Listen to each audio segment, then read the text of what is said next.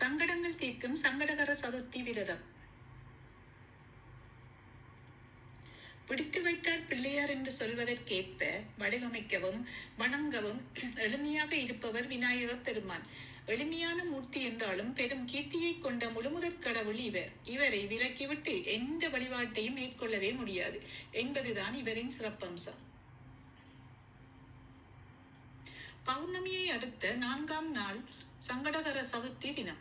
அன்றைக்கு மாலையும் இரவும் சேரும் நேரத்தில் விநாயகருக்கு வழிபாடு செய்யப்படுகிறது. விநாயகரை போலவே விரதங்களுக்குள் முதன்மையானதும் எளிமையானதும் சதுர்த்தி விரதம் ஆகும். முதலில் சதுர்த்தி விரதம் கடைபிடித்த பிறகுதான் கிருத்திகை, ஏகாதசி, பௌர்ணமி போன்ற மற்ற விரதங்களை மேற்கொள்ள வேண்டும் என்பதும் பொதுவான நியதி. அடக்கமின்றி தன்னை பார்த்து சிரித்த சந்திரனை ஒளியில்லாமல் போகும்படி சபித்தார் விநாயகர்.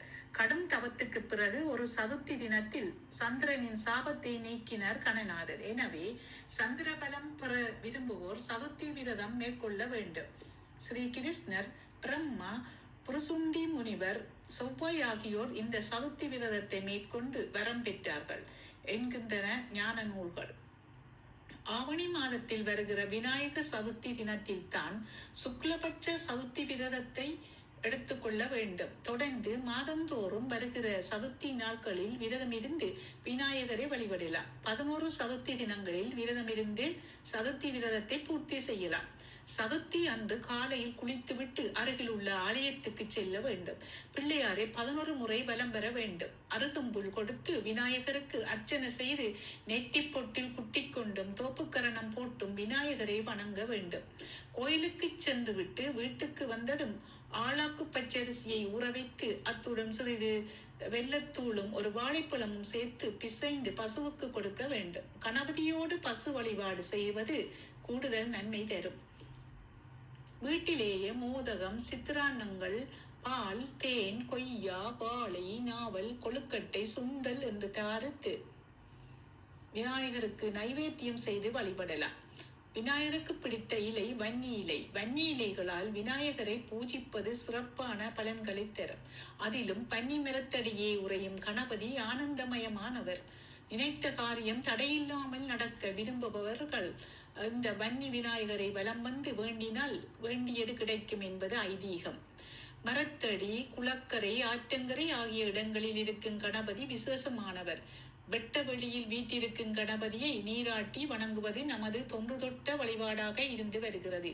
நீராட்டி, பூச்சூட்டி, தீபம் இட்டு தெருப்பிள்ளையாரை வணங்கினால் தீராத வினையெல்லாம் தீரும் என்பார்கள். ஒரு முறை பிரம்மனால் தொழுநோய் பெற்ற நவக்கிரகங்கள் கணபதியை பூஜித்து குணம் பெற்றார்கள். மனிதர்கள் மட்டுமின்றி சகல தேவர்களுக்கும் அருளியவர் கணபதி பெருமான். விநாயகர் வடிவத்துக்குள்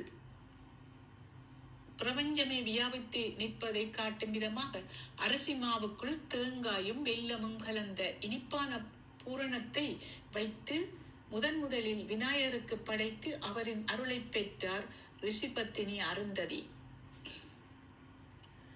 அனலாசுரனை விழுங்கியதால் கணபதிக்கு ஏற்பட்ட வயிற்று தீயின் உஷ்ணத்தை குறைப்பதற்காக சப்த ரிஷிகளால் விநாயகருக்கு அருகம்புல் சமர்ப்பிக்கப்பட்டது.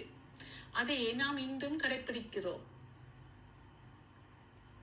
தன்னை மதிக்காமல் சென்ற பிரம்மதேவரின் கர்வத்தை அடக்க நினைத்த விநாயகர் அவருக்கு தன் சுயரூபத்தை காட்டி அனுக்கிரகம் செய்தார். தன் கர்வம் அடங்கிய பிரம்மதேவர் நெட்டி பொட்டில் குட்டி கொண்டு வணங்கினார். அதுவே இன்றும் தொடர்கிறது.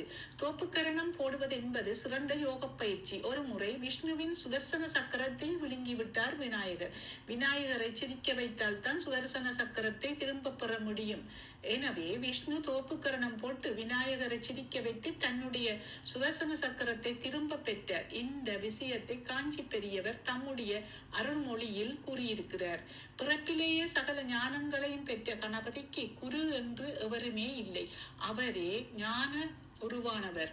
அதனால் தான் கல்வியில் சிறந்து விளங்கவும் தேர்வில் வெற்றி பெறவும் எல்லா குழந்தைகளுக்கும் கணபதி அருளுகிறார். சங்கடகர சதுர்த்தி நாளில் விநாயகரை மூஷிக வாகன மோதக கஸ்த ஷாமள கர்ண விளம்பித சூத்திர வாமன ரூப மகேஸ்வர புத்திர விக்ன விநாயக பாத நமஸ்தே என்ற சுலோகத்தை சொல்லி வணங்கினால் எல்லா சங்கடங்களும் நீங்கி சகல சௌபாக்கியங்களையும் பெறலாம்.